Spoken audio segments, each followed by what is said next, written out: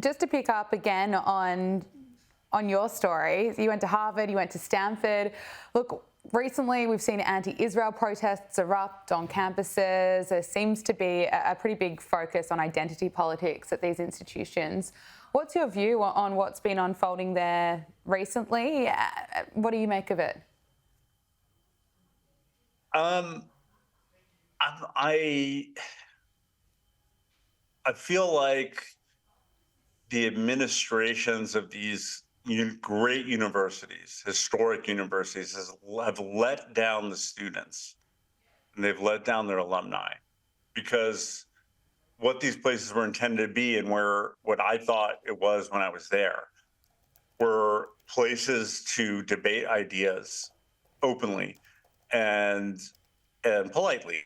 And the motto of Harvard is veritas in Latin. It means truth, seeking the truth.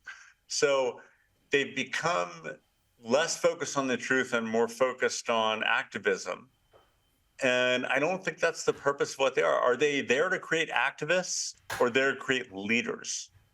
You could be a leader and an activist. You could be a leader and a business person. You could be a leader and an artist. And that's what I remember Harvard wanting to be.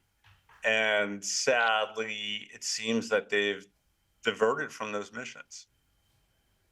Are you concerned with the impact it's going to have on the next generation of graduates? Oh, yes. This is going to be like U.S. higher education at the very elite level, Stanford, UPenn, Harvard, Princeton, is at an inflection point. It's either going to go back to its core values of truth-seeking and creating leaders, or it's going to become a political football like it's been in the last 6-9 months in the U.S. And it's going to, and it's president. There are open jobs as president of Harvard right now. They don't have a president. President of UPenn, president of Stanford. The choices they make are going to, be very important to what happens to the next generation. I think the generation that just went through college didn't get the education they deserved. Right. The question is whether the next generation is. Yeah. And do you have hope? Can you imagine, or can you see there being a shift take place? I do. Because I actually don't think the students even want it to be that way. I actually believe that most of the students, not all, want it to be a place to trade ideas, to learn things, to become someone different than you were when you started. The alumni certainly want that. The problem is the bureaucracy and the administration in between. And if you look at some of the polling of, the ideologies of the professors that select other professors, the admissions committees that select students, it's all one way on the political spectrum. And that's not a way to create an open, thoughtful university that's raising leaders.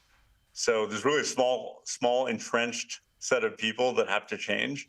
Everyone else believes it could change, so I am optimistic. Okay, well, I'm glad to hear optimistic, but it's been pretty crazy what we have seen over the past few months. I want to get your thoughts on leadership in America. We obviously, it looks like it's a rematch between Donald Trump and Joe Biden. Where do you see it going? I see it being very unpredictable. Yeah. So we have 6.5 months until the election, which seems not a lot of time, but so many different things can happen in that time frame within the legal system, within the political system. Still 2 conventions to happen, the Democratic Party and Republican Party convention. But oddly enough, it all comes down to 5 or 6 U.S. states: Georgia, Arizona, Michigan, Wisconsin, Pennsylvania, and Nevada.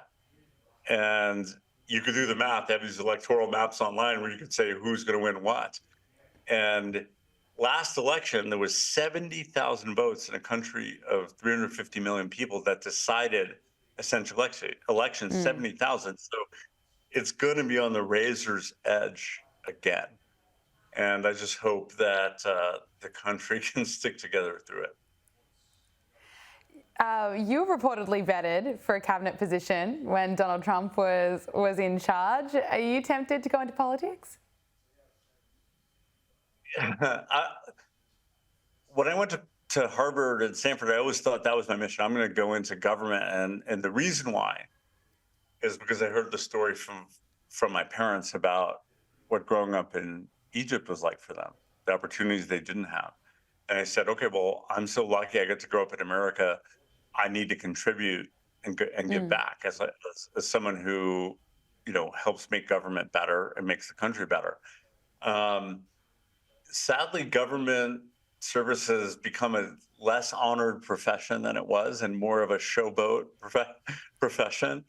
But I am always looking for ways where I can contribute, and maybe it comes back to that. But I'm definitely going to be somewhere giving back to the country in different ways. I don't know if I'm made for electoral politics, but we'll see. I owe the country back, and I'm committed to giving back. And how has life been after Uber?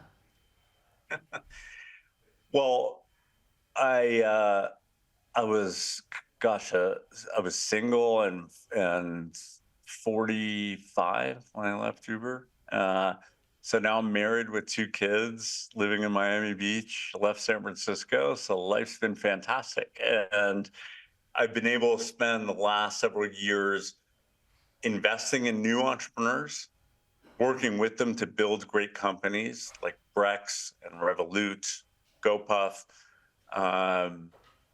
And I am working with a bunch of the AI companies now, like Perplexity and Harvey AI. So helping the next generation of entrepreneurs build things, plus the family has been truly a gift and really great several years. That must be pretty rewarding, right?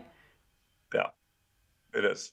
It's more than I could have hoped for. Emil, Michael, it has been such a pleasure to speak with you. Thank you so much for coming on Power Hour all the way from Miami. Great to talk to you. Great to talk to you too. Thanks for having me on, Gabriella.